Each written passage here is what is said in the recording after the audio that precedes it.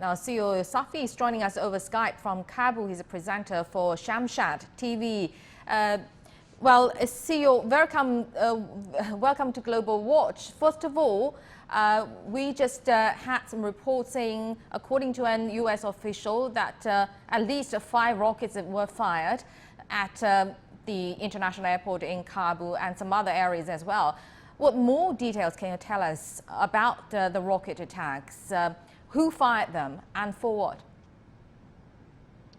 Thank you very much. As you say that several rockets were fired towards airport today morning. The numbers of rockets are not clear yet, and the details, we don't have the details of casualties yet. But some reports say that there are 2 killed because of that rockets, and including 1 child in some residential areas, and it was the target was airport, Kabul airport, but it landed in some residential areas in separate parts of Kabul city. It was not clear that who is responsible for that, but no group claimed that they are firing rockets. It was a Corolla vehicle from which the rockets were fired. We will see who will claim the responsibility, but as we see since few days, the rocket and the blasts are the ISIS claim the responsibility of recent attacks and recent blasts. So we mostly think that the responsibility, the claim will go to ISIS, which is actively working and attacking since few days. Right, and about the drone strikes yesterday, the US says it carried out a drone strike against what it said was a car that ISIS-K was going to use in a suicide bombing. What more do we know about that? It was yesterday, previous evening, that U.S. drone targeted some residential areas.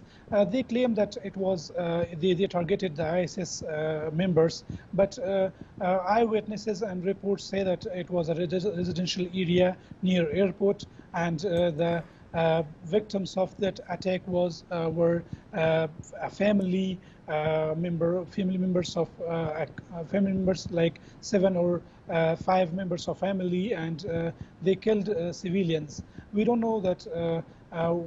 We didn't have any reports and any information about ISIS members there. The local reports and the international reports all said that they were just civilians. They were family members.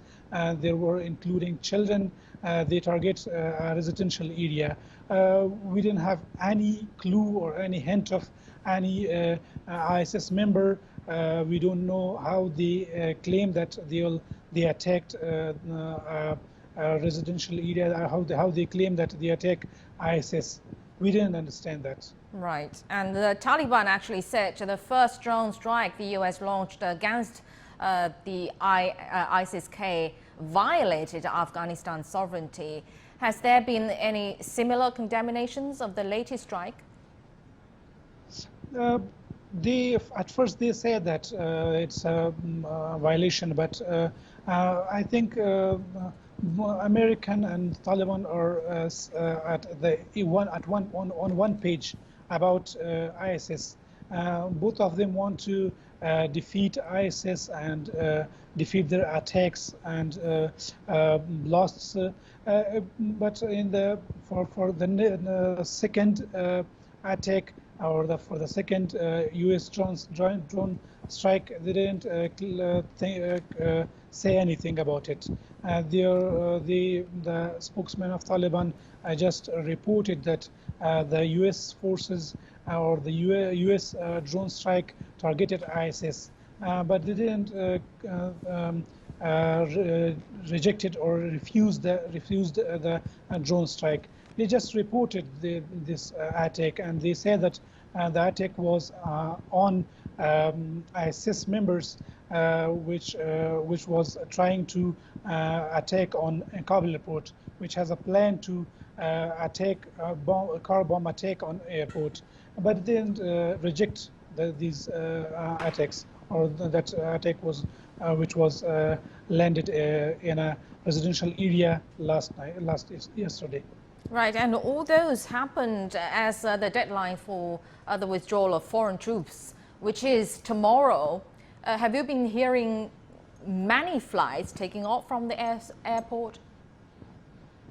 Since last night, we didn't hear any flights. It was last night. Every night, the just flying airports, airplanes like jet airplane, air forces, air bases like 10 or 15 air bases every night. But since last night, we didn't hear any flights from our Kabul, and we think that they are just leaving the reports yesterday. U.S. says that only 4,000 U.S.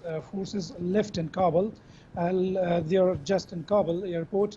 But as I think that from last night, I think they have finished their flights, or they're just hundreds of their forces are here in Kabul airport. Right. As they also handed over the gates, which are gates to Taliban, and as I think that they have finished, or they have ended their airbuses, and I think few members of forces, U.S. forces are left in Kabul. Right. Apart from the terrorist attacks, how is the situation in Kabul? For instance, you work for Shamshad TV. How's the media been working? Are the media working normally in the city? Nowadays, the media stations which are in Kabul city, they're normal. But we are hearing some reports from provinces that in some provinces Taliban are putting some pressure on some media stations. They are trying to limit their broadcasting, and they are trying to stop some media stations broadcasting. Some reporters from other media stations from provinces, they told us that we are stopping our broadcasting because we are very under pressure. We are very limited to do limited broadcasting. So in Kabul city, the broadcasting of our media stations are a little bit normal. But we hear from some areas, remote areas, and from provinces that the Taliban pressurize the media. All right, thank you very much, Siu Yusafi, joining us over Skype from Kabul, a presenter for Shamshad TV in Afghanistan. Thank you very much for your updates. Now, eyewitnesses in Kabul say some casualties of a Thursday's airport attack were victims of gunfire by foreign forces. At least 170 Afghans and 13 U.S. service members were killed. Not all casualties were caused by the suicide bombing, for which ISIS-K claimed responsibility. Now, CMG reporter Obaidullah Musaferzada has more from Kabul. I went to the hospital this morning. Some friends and some family members of the casualties told me that some of dead and wounded were not killed or injured by explosions, but they were shot by the U.S. Army after the explosion. I was not injured by the explosion. American soldiers shot at us. I was shot in the hand and I was shot here. I don't remember much of what happened. It wasn't a lot of casualties caused by the explosion. It was U.S. soldiers shooting and using tear gas that caused a lot of casualties. At the time of the suicide attack, I went to hide in the river, and I felt a bullet in my back, and there were no Taliban fighters near me. I thought the bullet came from in front of me, and I was sent here with a gunshot wound. I fell as I was running away, and I heard a lot of gunshots. and a lot of people were probably killed or wounded as a result of the shooting. A wounded man who came out of the scene told me U.S. soldiers shot directly at us. Now, as U.S. troops withdraw from Afghanistan, many Americans who served in the military are voicing their opinions on America's longest war. I think not even pulling out of, just even invading Afghanistan was already a failure. We haven't learned from Vietnam. If we didn't learn from Iraq in the early 2000s, I mean, we're just going to continue to make the same big mistakes. And now Professor Wang Jin is joining us from Xi'an. He's a specialist in Middle Eastern Studies at China's Northwest University. Professor Wang, welcome to Global Watch. Well, the U.S., citing security threats, has carried out a drone strike attack in Kabul, but they actually didn't alert either their allies or the Taliban. Some argue such operations are a direct violation of Afghan sovereignty, including Taliban. Are they right? Do you think it's against the Afghan sovereignty? Yes, Tony. I think the strike actually are against the willingness of the Afghan people, as well as a kind of the violation of Afghan sovereignty. Because we have to know, although legally speaking, that there is still the kind of the anarchic status inside Afghanistan. But that does not mean that the United States has the right to violate the sovereignty or the national independence of Afghanistan. That does not mean that the United States have the rights to launch strikes against anyone that the United States believes or maintains that they are so-called terrorists. I think this is a very kind of the action that violates the sovereignty of Afghanistan. And in the future, if the United States needs to do or wants to do the similar things, I think we had to get the approval of Afghan people. And they also needs a very close coordination between the United States themselves, as well as not only Afghan government in the future, but also maybe some other important parties of Afghan-related issues. So these are very important. I think this is thing the United States should have to reconsider, Tony. Right. So you don't think it's something that U.S. had to do? What other options do they have to counter the terrorist attacks then? We have to know that if we look at the history of so-called United States counterterrorism in the past decade or nearly 2 decades, actually, the United States did something, especially over the military matters. They launched the strike against the very key members of the so-called terrorist organizations, and many of the very key leaders were killed by United States strikes. But we have to know, on the other hand, although under the United States strikes, that the terrorist networks are still there, the terrorist the mechanism are still there, and the terrorist organizations are still there, and also expanding into maybe larger areas. So to kill or to launch the strike is not the only way. If they really want to get the root of the problem, they need to talk and needs a very close cooperation with the local government, with the local country, with the regional country and the other international society members to cooperate closely to deal with the problem, because the terrorism cannot be get rid of just by the military manners. It should be get rid of by a lot of manners altogether and by everybody altogether, Tony. Indeed. All right. We'll be getting back to you for more analysis, Professor, in a moment.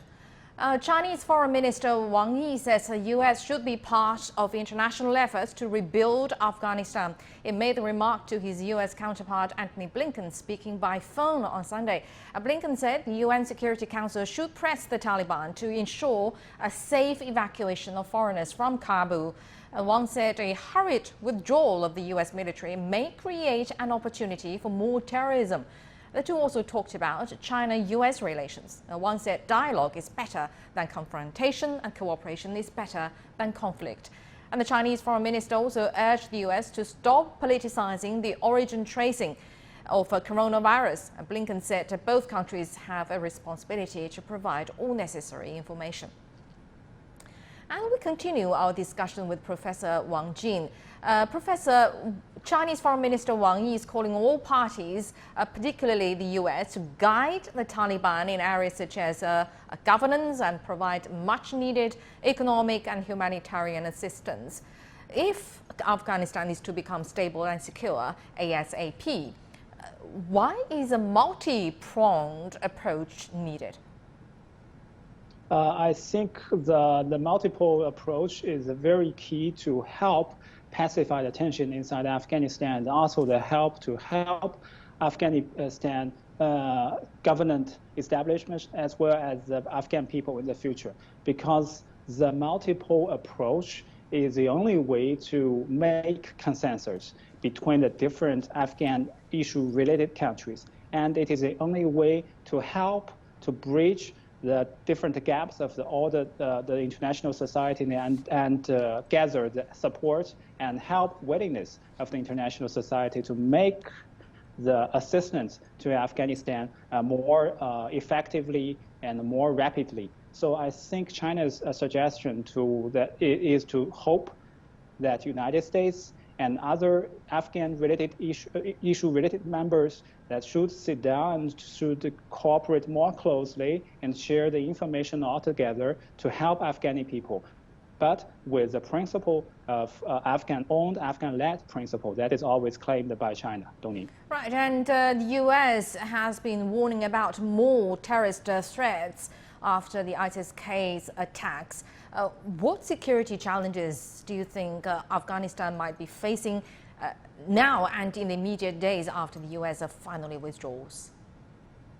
First of all, I don't think the United States can finish their withdrawals very completely, because given the situation is still unstable inside Afghanistan, maybe there were still some United States citizens that they are not have the capability to reach the Kabul, and maybe there were still some Afghan people who has the legal documents to go to the United States that cannot go to Kabul. So there were still maybe a lot of uncertainties in the future.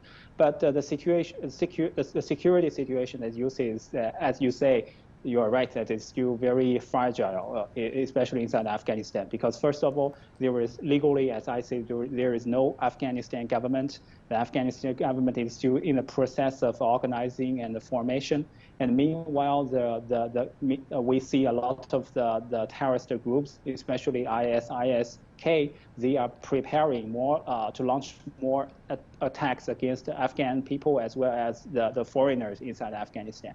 So I think in the future, the international society on the one hand should help the Afghan people to form a government and to facilitate the pace to form a government. On the other hand, I think United and the Afghan people should unite together to fight against terrorism, because the terrorism is a very, very important threat not only to Afghan people but also to the international society. Right. Well, it might be the time for Afghan people to unite together, but currently they are very much scared. It's just the civilians who suffer the most from all of this. We saw the horrific airport attacks of Thursday by ISIS-K and retaliatory strikes by the US that have claimed civilians' lives, including children. So it is the civilians who got hurt the most. How can the safety of civilians in Afghanistan be ensured? Yes, you are right, because if we look at the exchange of the fires, it's always that the people the civilians, ordinary people, they suffer the most. If more people that can be secure, if the life in Afghanistan that be secure, not only the Afghan local people but as well as the foreigners, the only way out is to set up kind of the stable political order as well as the social order, and to restore the stability as soon as possible. So the very priority to reach the goal is to help to set up the very stable government of Afghanistan, to melt down the divisions of the political parties and the political blocs, and then to reach the kind of consensus between the different political competitors in the future. So international efforts are highly needed, and the willingness and the very true patience and efforts of Afghan people are highly needed. So everybody needs to work hard to help the Afghan people, and the Afghan people, as we say, that they also have to unite together to face the difficulties tomorrow. Right. Well, people in Afghanistan are pretty much scared, and people who have fled Afghanistan have become refugees. So stay with us. We're going to discuss more about the refugees in a moment. As the United States withdraws its troops from Kabul, the Taliban have announced they are ready to take control of the airport. But the group is asking Turkey for assistance. CGTN's Michal Bartovich reports from Antalya. Taliban seek Turkey's support to operate Kabul Airport. Turkey already has a lot of know-how and experience, as Ankara has been in charge of running the military and logistic operations of the airport for the past 6 years as part of the NATO mission. So far, Turkey is undecided, but has announced it may be prepared to offer its professional service to run the airport using private companies rather than its military.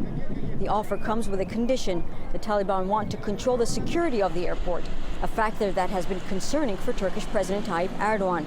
He stated that he does not want Turkey to be sucked into a difficult situation where Ankara would be blamed for a lack of security in the event of a terrorist attack. Turkey has been open to dialogue with the Taliban, and officials have stressed it's necessary for the international community to help Afghanistan and show solidarity regardless of who governs the country. Meanwhile, the Taliban has expressed eagerness to cooperate with Turkey. In an interview with Turkey's state-run Anadolu agency, Taliban's political spokesman Mohammed Naim Wardak stated that Ankara can play, quote, an important constructive and positive role in rebuilding Afghanistan, adding that there are two main factors in our relations. The first is the principles of Islam, and the second is the interests of the people and countries. The Turkish president stated that a decision would be made when calm prevails. Erdogan also stated that the Taliban's actions rather than words would determine the future process in Afghanistan, and that Ankara will be watching closely. I'm Michal Bartovich for CGTN in Antalya, Turkey.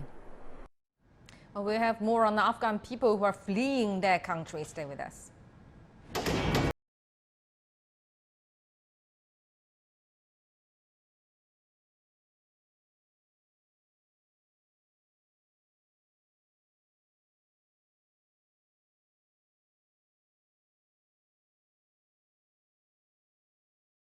German Foreign Minister Heiko Maas travels to Tajikistan today for high-level talks focused on Afghanistan. Germany is concerned about the possibility of a new influx of Afghanistan refugees, and Tajikistan is seen as one of the possible routes to try to reach Europe.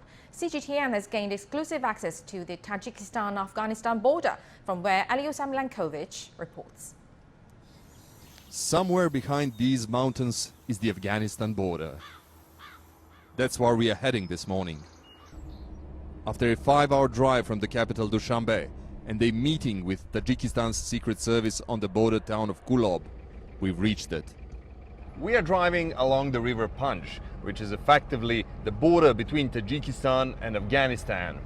The Tajik border guards asked us not to stop along this way, along this route, because from time to time, the Taliban are shooting at the people and vehicles from this side of the road. According to them, nobody can guarantee our safety here. As we drove, we didn't see too much activity in the villages and roads on the other side of the river. This is the bridge that used to transport goods between the two countries. Now it is closed. Despite being told by Tajikistan security not to stop on the border, we stopped anyway to film the Afghanistan military border post next to the bridge. It seemed deserted entirely with no one inside. Further down the road, we heard several bursts of gunfire far away on the Afghanistan side.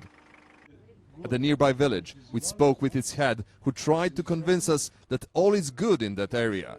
A very different story from what the Tajikistan officials told us. We have heard that the Taliban grabbed the power there, but here everything is calm. We live as before. We know that we are not in danger yet, but we don't know what would happen in the future. Driving back through this breathtaking scenery, we again stopped in the town of Kulob, where the locals shared with us their concerns and thoughts. What's happening now in Afghanistan makes us in Tajikistan very concerned. We are now afraid of the war in Tajikistan because of that. We want freedom, calm and peace, and we pray for the same to our neighbors. We are simple people and we want just that. I'm confident the Taliban won't attack us. They have no motives to do that.